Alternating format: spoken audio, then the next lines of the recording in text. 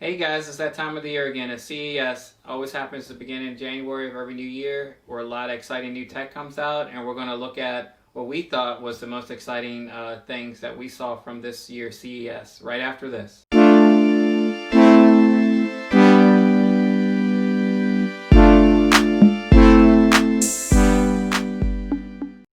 so we have a lot to cover, so let's get right into it. The first thing that we're really excited about is the LG OLED Evo.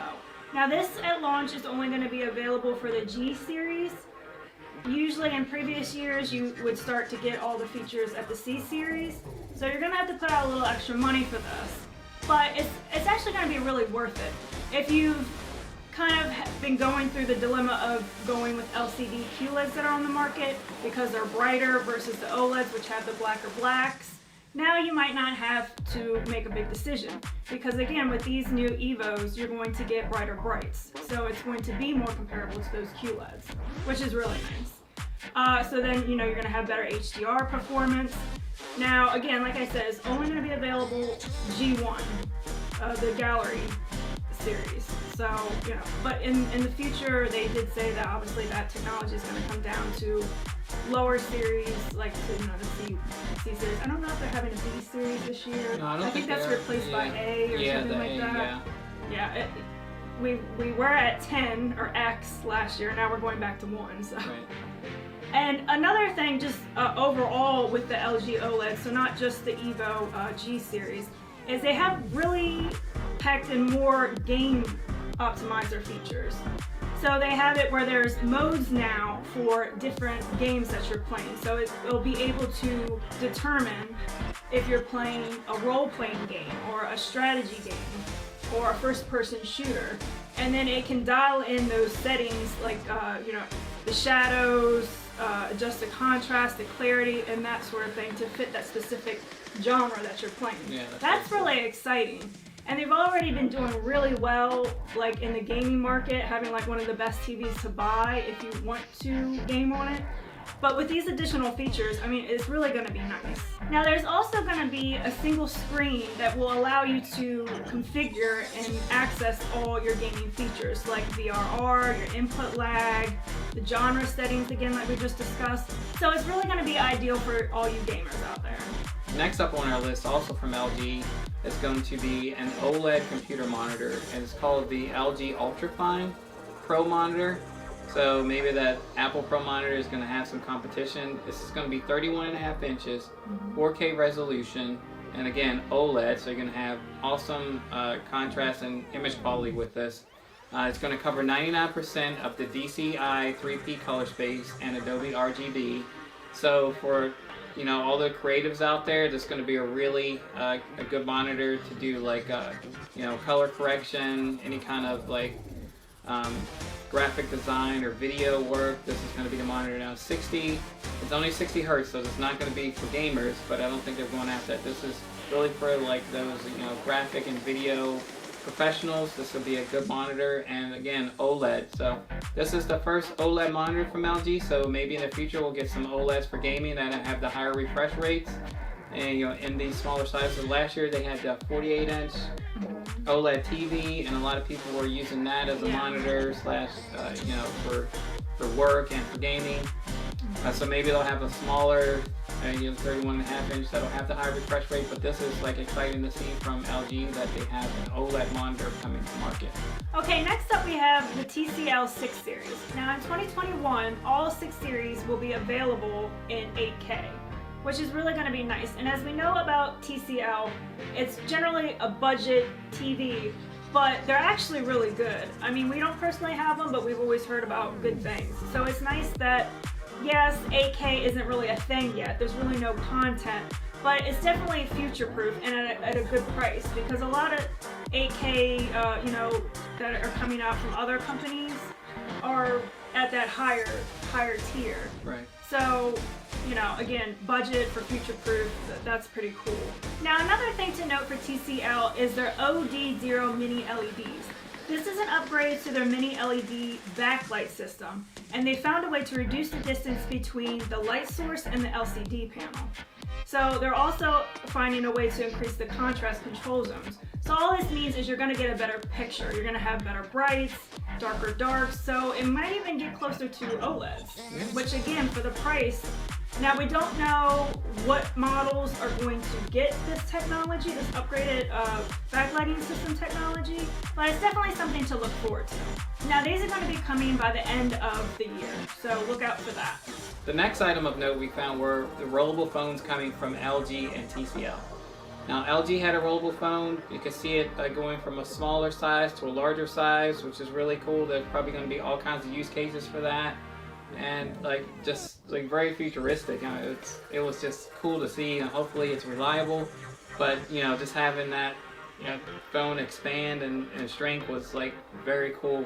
It's supposed to be releasing in 2021, so we'll have to be looking out for that. Yeah, it'll be nice that they're, with the current foldable phones right now, they have that crease. Whereas this, they're getting rid of the crease, so that's good. But again, always have in the back of your head, how long is it going to be durable? Is it going to last? Right. TCL also had a rollable phone to show off, and it was going from 6.7 inches to 7.8. And in the clip, you can see the woman using it as a compact mirror. Totally cool. Yeah, it also kind of went down to a square kind of form, so it did kind of fits in your hand. And you can use it as a mirror. Yeah, different form factors, same device. And their TCL had a 17-inch OLED, and it was just dude had it in his backpack, he pulled it out, and then he expanded it, and he was out in the wilderness, but it had a GPS navigation on it. So, and maps, that's I mean, if you have a cell signal out there, navigate the great outdoors. Yeah, I can't really think of what other use cases it would have, but I mean that's really cool. And then they emphasize how it takes up less room, right? Because it almost looked like a scroll. Yeah, I mean for traveling purposes, you can get it down to almost like a baton or something. Put that, you can pack it in, and then when you need it, expand it, and you can have watch media on it or something like that. I was just thinking we can go back to the future or back to the past, right? And then have it in your dashboard and pull it out, and when you're going on a road trip, like an atlas map, yeah. So yeah, but I thought that was really cool. Yeah, now it's still in development. Generally, sometimes with CES, you have things that might not ever see the light of day, but we might see it. Yeah, might see it. I mean, it looks good. Use cases for it look good. Yeah. All right, so I'm gonna let you do this one too because I'm really excited about the next one. So yeah, hit it. Well, I'm always up for more TVs, and we have another TV on the list. Or a Samsung NEO QLEDs are coming out this year, and TCL was first to market with the mini LEDs. Now Samsung has mini LEDs. Going to be launching in this NEO QLED line. So you're going to have more LEDs in the same footprint, and what that's basically going to mean is better picture. You're going to have 40 times smaller LEDs, so smaller, you can fit more in the same space. Like I said, what that's going to mean is going to be less blooming, less haloing. So if you have a bright image against a dark background, you usually get that blooming like on other LCD LED technology, but with the mini LEDs, that's greatly reduced. You're going to have deeper black, so approaching the OLED quality on the blacks with this technology. And from what I understand, mini LED is the manufacturing process is cheaper, so the pricing should be cheaper, but this is probably going to be a premium technology for Samsung, so we'll have to see about that. But you're going to have better brightness and contrast with these mini LEDs. Now, the TCL 6 series, like I said, they were the first, and the picture quality on that was amazing to beat out TVs that cost far more. So we'll see what Samsung can do with it with their processing. So that Samsung NEO QLEDs, they're gonna have, that's their mini LED technology that's coming. So that's really exciting. It's just another TV technology. There's gonna be a lot to pick from. You're gonna have OLEDs and a lot of mini LEDs and 8K resolution, so be on the lookout for that. Samsung NEO QLED. So yeah, we're definitely looking forward to that. But what I'm looking forward to, and it may never come to market, I really hope it does, is the Samsung Bot Handy. Now I'm sure you guys have probably seen this, it's been all over the news, but I like to say Johnny Five is alive. It really kind of looks like Johnny Five. Right. It was pretty cool. So it's a home robot assistant. It's going to be able to help you with home chores and stuff like that. You know, putting dishes away, picking up groceries, picking up your dirty laundry. And it's going to be able to do all this with this enhanced AI. So it'll be able to recognize different objects, what they are, and how, you know, if it's more fragile, it'll handle it in a more fragile way. It can even pour a glass of wine. Like, how many people would enjoy coming home and having a personal assistant pour you a glass of wine after a hard day at work? Yeah, that would be nice. I'm super excited for it. It looked really cool. It has like a little digital face that kind of had like eyes or whatever. Animation, yeah. It really looked cool. Now it's still in development. Again, who knows if it's going to see the light of day, but it definitely shows what could come in the future and what might be implemented in other technologies. Yeah, so I'm pretty definitely exciting. looking forward to that. Definitely future looking, yeah. Our first smart home device on the list is Samsung's JetBot 9D AI Plus. Now this is a smart vacuum cleaner that uses 3D and LiDAR technology to scan an area and identify objects. So it can identify things, and if there's something that's like fragile, you know, won't go up like really close to it, like they mentioned, like a vase or something, but toys will get closer. They said no more getting like tangled in cords. I know our like vacuum cleaner, smart vacuum cleaner is always getting stuck on like lamp cords, curtains, or like underneath the dining room table. So this will have technology to help it avoid that. They also mentioned it'll avoid things like animal feces, so you wouldn't want it to run that over and then spread it through the house. It self-empties, it has cameras so you can look around the house. No pricing is announced yet, but the availability is supposed to be the first half of 2021, and looked really cool. Yeah, I think we might possibly look at that. Okay, so next up is something that's actually really cool as well, and it's another smart home device. It's called the ColdSnap. So it's an ice cream maker. It kind of operates like a Keurig, right? But you're getting ice cream here. And it actually weighs 50 pounds, which is heavy, especially for like a small kitchen device. But they said they had to sacrifice the weight in order to get you ice cream in like a minute, 30 seconds. So 60 to like 90 seconds, which is actually pretty quick, because we've never personally made ice cream on our own, but I know it's a long process and a lot of steps, so this is really cool. Now it comes with aluminum pods, which obviously house the ice cream mix. So they also have a QR code, so you can scan it and it'll able to ensure the right consistency based on what pod you're using. Now the price is going to be a little expensive here. Hopefully it'll come down, or we'll see it in other technology. Other companies might do it for like a cheaper price. We're looking at anywhere between $500 to $1,000.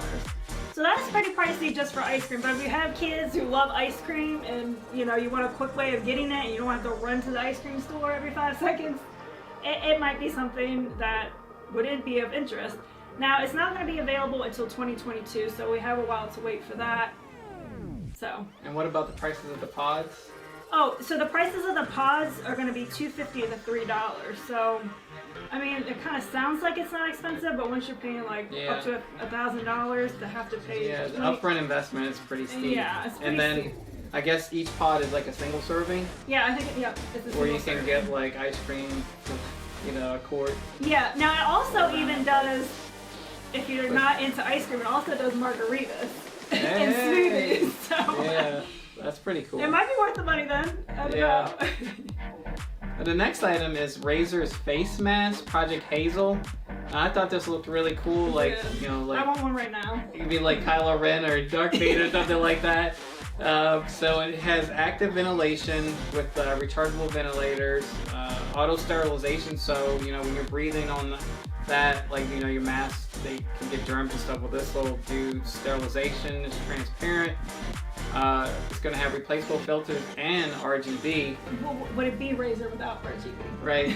And I think I heard it does something where it helps your voice project out. Yeah, I think it has, I don't know if it's mics, but it uses an audio processing algorithm to make your voice sound clearer. Because obviously, I know I struggle with it every day at work. Like, you're talking to somebody and you're trying to listen to what they're saying, but it's hard because their voice is muffled. You can't read their Sound like mouth. the teacher on the Peanuts.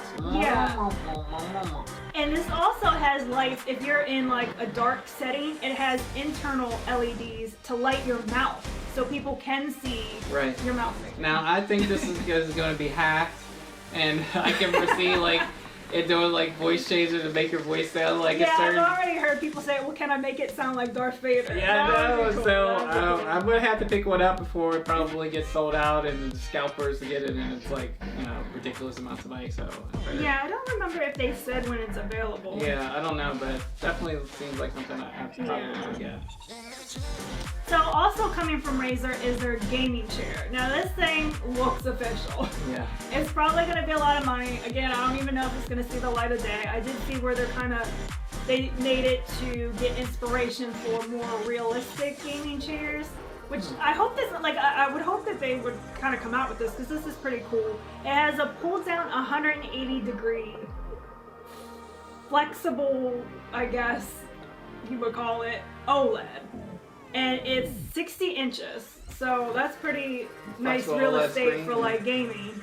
It also has 2 pull-out adjustable trays on the left and on the right side, so you'll be able to put your, if you're using a laptop or whatever else you want to put on there, you'll have that.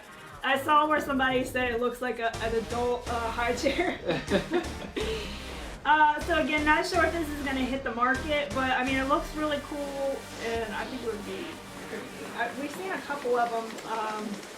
Unbox Therapy. Yeah. Had that one. I don't know who that was, but that looked really cool. Yeah, like a couple of these high-end gaming chairs. So it can definitely be done. Yeah. So hopefully they'll come out with it. Those were our top 10, but down here are a few of our honorable mentions. First up, so Mercedes-Benz is going to have a dashboard. It's going to be 56 inches in size. We call it the HyperScreen. It's going to be 3 separate screens under 56-inch touchscreen, and it's going to have everything you need, like your instrument cluster, like speedo, TAC, everything related to the car operations, infotainment screen, and there's going to be a screen facing the front passenger. It's going to be powered by Mercedes-Benz user experience. The most important applications are always going to be available, so I imagine it'd be things like climate control, the radio, calling someone. Yeah, I think I saw where, like, if you stay on your way home every day around like 5 o'clock or whatever, right? And you call somebody, it will know that, and next time it will say, hey, would you like to call this person? So at that time when you would normally call them. So you wouldn't have to go through, a screen or use voice commands to say, hey, call whoever. So yeah, and they're saying that it's going to have, everything that you always need available, and you're going to have to go through a bunch of sub-menus. Yeah, so it'll be interesting. You don't want to like just a cluttered mess over everything, but they'll probably have it done in a nice type of way. You're going to have 12 actuators, so you're going to have haptic feedback when you touch different items. So you're turning up the temperature, you'll probably get a nice confirmation that you're going up the scale of turning the heat up or down or the fan. So it looked pretty cool. It's going to be debuting on their EQS luxury sedan, and I think that's going to be their all-electric sedan that they're coming out with. It's very futuristic looking. So yeah, I think late 2021. Yeah, it looked pretty cool. Alright, next up, just a few thoughts on laptops. Obviously, they came out with a number of laptops with new features, just like they generally do every year. The key feature that stands out for us is their implementation of the 30 series GPUs from Nvidia. Some of them are even going to have 3080s, which is really nice. Now, I don't know, they might have 3090s, but honestly, 3080s is more than enough. And then another thing to note is the Surface Pro 7 is going to have more upgradable internals, which is really nice. Yeah. So, those are kind of pricey, so it's nice to be able to upgrade, memory and, SSD, stuff like that. So that's really nice.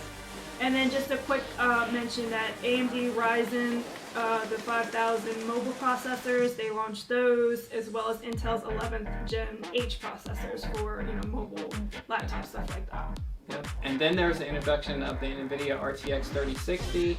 So another graphics card in the 30 series line. Hopefully this one will be available.